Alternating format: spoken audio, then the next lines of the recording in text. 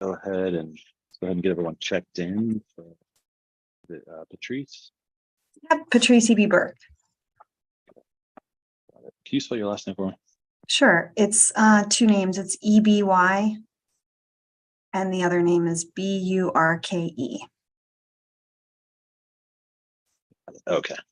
All right. Welcome. And are you with, is it Uptown? Yes, I'm with Uptown Rental Properties. Okay, great. Welcome.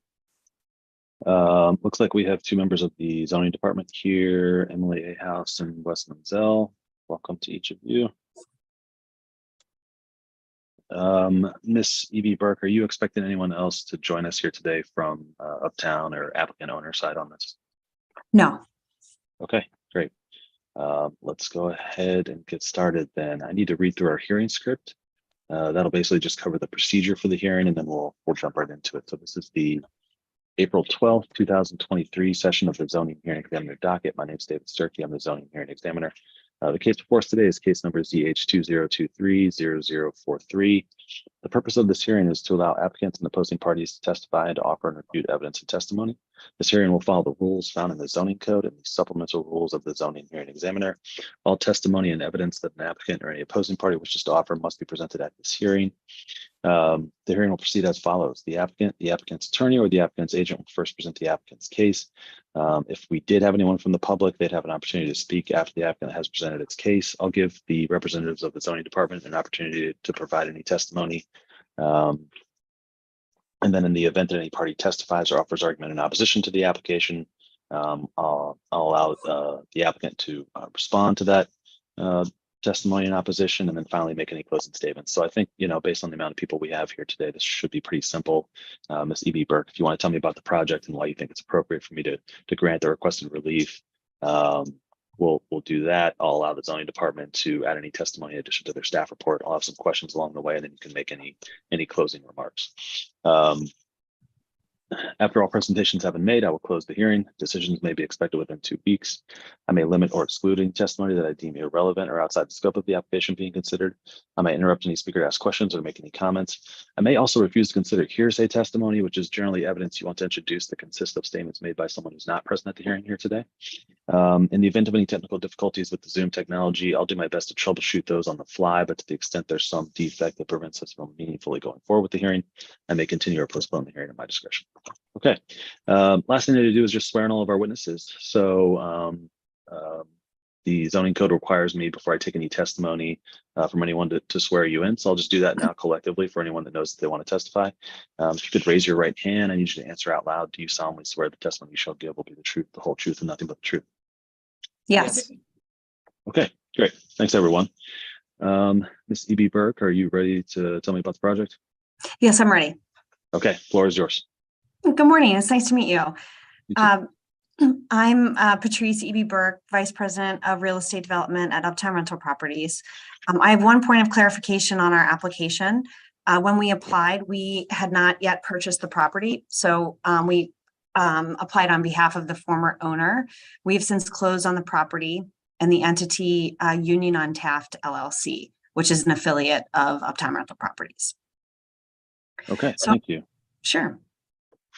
So I'm here to discuss an adaptive reuse project at 237 William Howard Taft in Mount Auburn. It's a property that consists of a vacant office building of about 180,000 square feet. The plan for the property is for us to complete an adaptive reuse from office into about 103 new residential apartments. Because the site is currently zoned office general, the zoning designation does allow for residential uses, but not residential use on the ground floor. So our application seeks the conditional use variance for ground floor residential in order to maximize the density of apartments on the site. We agree with the staff report that this conditional use will not have an adverse impact on the neighboring properties. The neighboring properties have a mix of uses, many of which, particularly the most proximate locations are already multifamily. And in addition to not having an adverse impact, it'll have a very positive impact on the neighborhood. For one thing, it'll activate a vacant building. And in the space of a couple years, it's kind of amazing what has happened to the office market in Cincinnati. So we feel that residential is the highest and best use for this site, particularly given its location proximate to the University of Cincinnati. And as I mentioned, the very low demand for office in the market.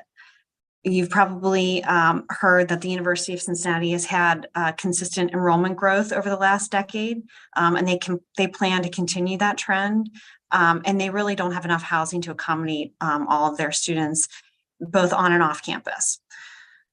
This area is also the second largest employment center in the city, proximate to not University of Cincinnati, have, I think, 5,000 employees, not including UC Health. There's Christ Hospital, Children's, all the big institutions, the Innovation Corridor.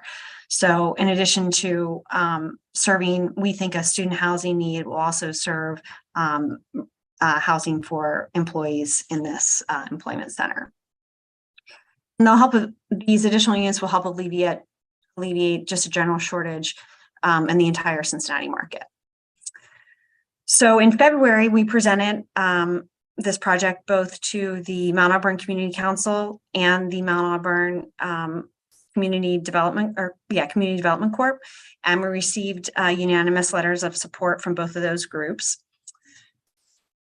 I really don't have a whole lot more to say. I'd mentioned that given the proximity to the University of Cincinnati and other major employment centers, the reduced market demand for office space and the lack of housing, we feel strongly that this office use this residential use from office is really the highest and best use for the property. Okay, thank you, Ms. Evie Burke. Just a couple real quick questions. You said it's vacant. How long has the building been vacant? Let's see, it's April, I believe. So Christ Hospital used this for their back of office staff for about 10 years. And I think they vacated in October or November. Okay, gotcha. And you mentioned that you didn't believe there'd be any adverse impacts. Do you think that traffic, you said is it going to be a total of 103 apartments? Yes, total 103 apartments. Okay. And how many will the conditional use for the first floor today, how many will that add? About 25. Okay. Like, so do you think excuse me, the 103 includes what we're assuming would be the 25 on the ground floor. Gotcha. Okay. So okay. The 103 is total. So you don't anticipate any adverse effects with traffic or parking or anything like that? No, we hope that it's well, first of all, it's very overparked. It has huge parking lots on 3 sides of the building. So in addition to it has a small structure parking facility as well. And if the resident who lives here is as a student resident, we know that they tend to have less vehicles than people with full-time jobs, and they also use those vehicles less. We say that they use it more for car storage than anything. So I feel very confident that the parking and traffic will improve from an office use to a residential use here. Okay. Question for zoning. What do you believe is the rationale for not allowing first floor residential use in office districts? The rationale for allowing it, or for not allowing it? So for not allowing it. Yeah, it's not permitted. Right? I think in general it would be to avoid having residential use on the first floor where like it's right up to the street, or like people can see into the first floor, your bedroom and living spaces and such. Typically, I would say that, and they probably want to have commercial uses on the first floor, so it's active, like streetscape kind of thing. In this case, the building is set back from the street a lot, and there's a huge parking lot.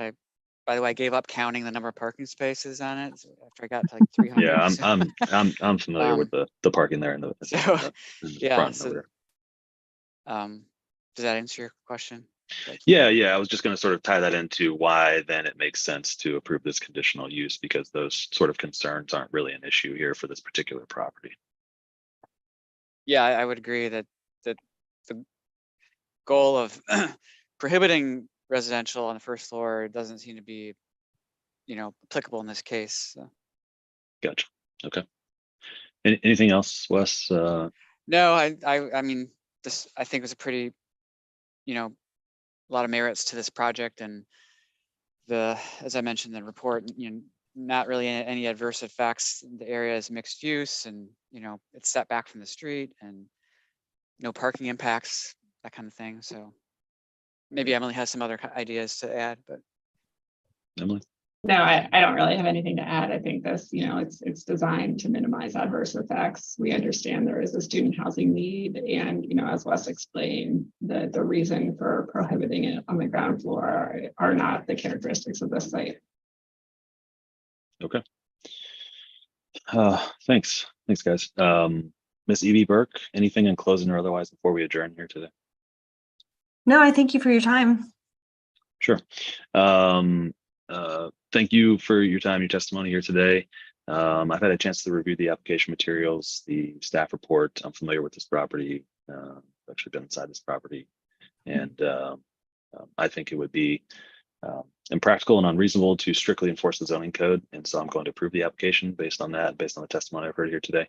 I need to formalize that approval in a written decision, which I will get to you as soon as I can.